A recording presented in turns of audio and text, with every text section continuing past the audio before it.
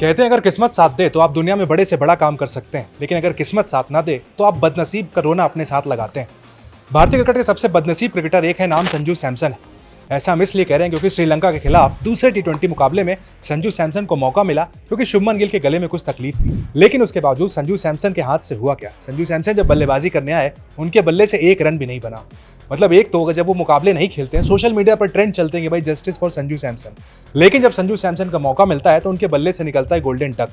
किस्मत किसी की कोई इतनी भी खराब कैसे हो सकती है? संजू सैमसन जब गोल्डन डक पर आउट हुए हैं, सोशल मीडिया पर लोगों ने उनकी क्लास लगा दी है।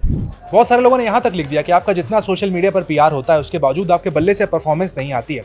कई सारे लोगों ने यहाँ तक लिख दिया कि संजू सैमसन ने शायद अपना आखिरी मुकाबला खेल लिया है, अब संजू सैमसन आपको आगे खेलते हुए दिखाई नजर नहीं पड़ने वाले हैं, क्योंकि वनडे सीरीज से ऑलरेडी वो ड्रॉप है। जब टीम का सिलेक्शन हुआ था तभी कह दिया गया था कि भाई सिर्फ टी20 खेलेंगे संजू सैमसन, वनडे सीरीज से बाहर है।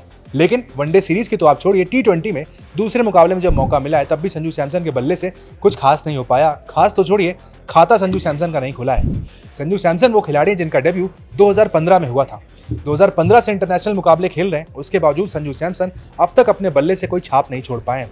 बड़े प्रतिभाशाली खिलाड़ी हैं, इस पर कोई डाउट नहीं है, उनके टैलेंट पर किसी को कोई सवाल नहीं है, लेकिन जब भी बड़ा मौका आता है संजू सैमसन वहां पर फेल नजर आते हैं। टी20 वर्ल्ड कप में टीम का हिस्सा थे लेकिन कोई मुकाबला खेल नहीं पाए। बहुत सारे उनके जो फैंस हैं उन्होंने क्लास लगा दी कि भाई संजू सैमसन को क्यों नहीं खिलाया गया, क्या ऋषभ पंत और संजू सैमसन में संजू सैमसन बेटर नहीं है? लेकिन बात यहीं पर आती है कि भाई परफॉर्म कौन करता है। ऋषभ पंत ने बड़े मौकों पर परफॉर्म किया, जबकि संजू सैमसन को जब भी मौका मिलता है, संजू सैमसन हमने देखा है ज्यादातर मौकों पर निराश करते हुए नजर आते हैं।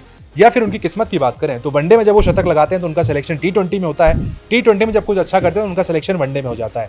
यानी संजू सैमसन के साथ उनकी किस्मत का क्या कहना, ये भाई समझ से परे है। हाल में रॉबिन उथप्पा भी सामने आए तो उन्होंने भी साफ तौर पर कहा था कि भाई संजू सैमसन, अगर आपको टीम इंडिया में अपनी जगह सीमेंट करनी है, चूंकि आपकी एज अब 30 साल हो रही है, तो आपको हर मौके पर परफॉर्म करना होगा। जो भी आपको मौके मिलते हैं, भले आपको 1 या 2 मुकाबले मिले, वहां पर आपको परफॉर्म करना होगा। सिर्फ आप ये नहीं कह सकते कि भाई आपकी किस्मत खराब है।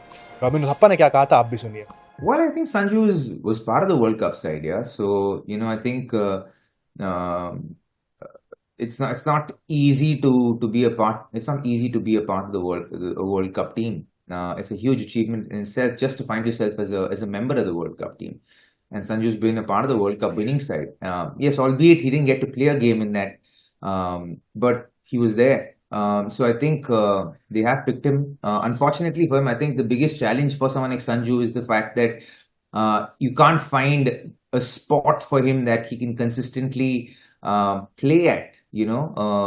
Batting position for someone like him is, we all know Sanju bats best at number 3, maximum number 4, and that's been a hard one to find for Sanju Samson within this Indian team.